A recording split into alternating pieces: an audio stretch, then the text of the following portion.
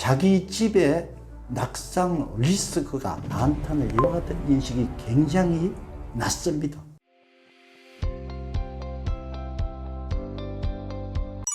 나이 들고 자주 넘어지는 것을 어떻게 막을 수 있을까요? 개선 가능성이 높은 요인을 중심으로 예방책을 강구하는 것이 아주 좋습니다. 조금 전에 말씀드린 환경 개선, 다시 말씀드리면 집안에 있는 여러 가지 집안을 좀 정리를 하고, 그 다음에 또 하나는 우리나라는 지금 아파트가 많은 경향이 있습니다만은 일반 단독주택에 사시는 분들은 집안에 낙상 위험성이 굉장히 많습니다. 현관도 그렇고 계단도 그렇고 그다음에 문지방이라 하는 문턱도 그렇고 그다음에 화장실 내도 그렇고 그다음에 목욕탕도 그렇고 굉장히 리스크가 많은데 자기 집에 낙상 리스크가 많다는 이와 같은 인식이 굉장히 낯섭니다. 그래서 반드시 여러분들 자기 집에 혹시 단독주택에 사시는 분들은 자기 집에 어르신들이 낙상에 연결될 수 있는 이와 같은 리스크가 어디에 있는지 이것을 한번 체크를 한번 해보시기 바라겠습니다. 그 다음에 또 하나 신체적인 기능 중에서 낙상하고 관련이 많은 것이 근력, 보행 기능, 평형성 향상입니다. 지금까지 발표된 여러 연구들을 종합해 보면 근력이 저하되면 낙상 리스크가 4배 정도 높아집니다. 평형성이 저하되면 3배 정도 높아집니다. 보행 기능이 저하돼도 3배 정도 높아집니다. 그렇기 때문에 근력을 향상시키고 보행 기능을 개선하고 평형성을 향상시키는 것은 이것은 보통 생활 습관을 개선함으로써 얼마든지 향상시킬 수 있습니다. 다시 말씀드리면 낙상과 관련된 위험인자를 자기 자신이 어떠한 위험인자를 가지고 있는지 그것을 자기 자신 스스로 깨달아서 대처를 하게 되면 낙상은 얼마든지 예방이 가능하다 하는 것을 강조를 드리고 싶습니다. 저는 사실 일본에서 낙상 예방 교실을 수없이 해왔습니다. 수없이 했다고 하면 좀 과장된 말씀입니다만 아마 일본에서 낙상 예방 교실을 제일 많이 한 사람이 아니겠냐 이와 같이 자부를 하고 있습니다. 그래서 일반 지역에 살고 있으신 분들을 대상으로 하게 되면 낙상률이 굉장히 줄어듭니다. 그 다음에 또 하나는 시설에 우리나라 같으면 특별양로원 같은 경우에 여기에서는 제가 2년간을 해왔습니다.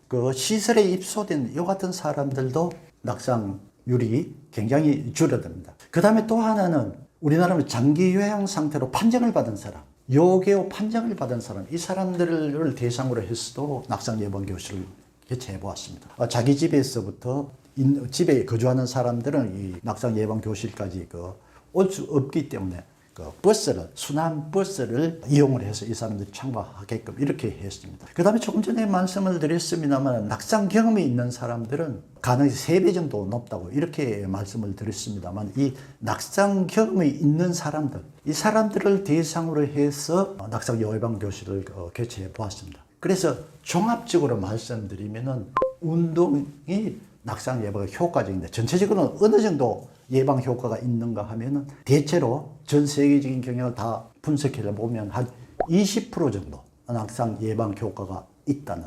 데이터로서 확인이 되어 가지고 있습니다. 그리고 제가 실시한 낙상 예방 교실도 마찬가지로 한 20% 정도 낙상 예방 효과가 있는 것 이렇게 나타나고 있습니다. 노인증후군이 질병보다 더 무서운 이유는 무엇인가요?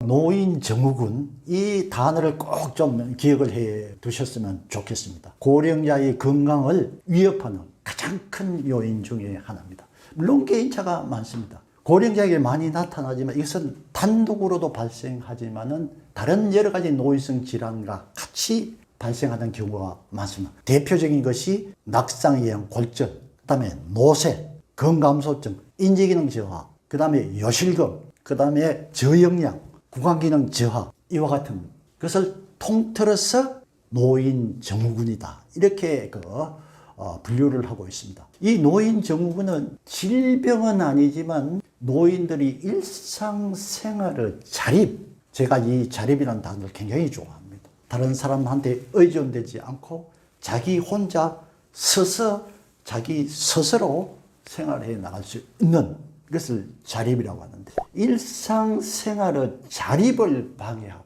그 다음에는 여러 가지 장애 기간을 늘리고 특히 생활의 질을 저하시키는 핵심적인 요인이 바로 노년 증후군입니다. 그렇기 때문에 이 어르신들 특히 정년 퇴임 후에 건강한 생활을 유지하기 위해서는 이 노인 증후군의 예방이 아주 중요하다.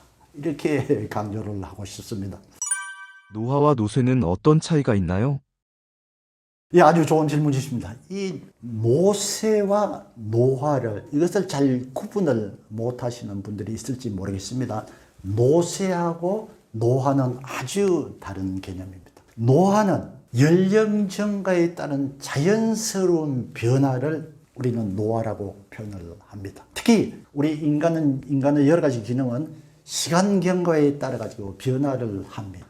태어나서부터 어머니 뱃속부터 그 죽음을 맞이하기까지 계속 여러 가지 일정한 변화를 합니다. 그래서 태어나서부터 어느 시기까지는 성장 단계, 그다음에 발육 발달 단계, 성숙 단계로 이어집니다. 그는 피크를 지나게 되면 변화를 하기는 하는데 여러 가지 기능이 저하되는 이와 같은 변화를 하게 됩니다. 이것을 이제 노화 이렇게 표현을 합니다. 이 노화에는 조금 전에 말씀드렸습니다만은 개인차가 있습니다. 정도의 차는 있지만은 이것은 모든 인간들에게 공통적으로 일어나는 이와 같은 현상입니다. 그렇지만은 노쇠는 틀립니다. 노쇠는 지금은 질병의 개념입니다. 조금 전에 말씀하신 이 변화의 과정에 있어서 여러 가지 질환이나 노인성 질환이라든지 저영양이라든지 활동량 부족이라든지 스트레스 이와 같은 요인에 의해 가지고 특히 사람의 여러 가지 기능 중에서 생리적 예비력이라는 이것이 있습니다. 아주 중요한 개념입니다. 이 생리적 예비력이 저하됨으로써 환경 변화에 대한 스트레스에 대한 적응 능력이 떨어진 상태, 이것을 노쇠로 이렇게 정의를 하고 있습니다. 그렇게 되면은 건강한 상태하고 장기요양 상태, 요 중간 단계가 바로 이 노쇠에 해당됩니다. 그렇게 되면은 여러 가지 신체 기능의 장애라든지, 그 다음에 장기요양 상태로 될 가능성이 높다든지, 아니면은 의료비를 굉장히 많은 의료비의 부담이 바로 이 노쇠 단계에서 많이 발생하게 됩니다. 이와 같은 상태를 노쇠이기 때문에 노화는 모든 사람들에게 공통적으로 일어나는 이와 같은 현상이요. 노쇠는 모든 사람들에게 일어나는 것이 아니고 조금 전에 말씀드린 바람직하지 못한 생활 습관을 가지고 있다든지 이렇게 해서 그 생리적 예비력이 저하된 이와 같은 사람들에게 발생하는 하나의 증상이다. 이렇게 이해를 하시면 될 것 같습니다. 노쇠를 부르는 최악의 생활 습관은 무엇이 있나요? 바람직하지 못한 생활 습관 중에서는 하나는 운동이라고 할 수 있다. 운동보다는 신체 활동이라는 이와 같은 표현이 좋을 것 같습니다. 신체 활동량이 부족하고 영양 상태가 부족하고 또 하나는 사회 활동이 부족하고 이렇게 되면은 어떠한 요인입니다. 이와 같은 세 가지 요인은 우리 인간의 신체 기능의 저하를 촉진시키는, 가속시키는 이와 같은 요인이라고 이렇게 이해를 해 주시면 될 것 같습니다.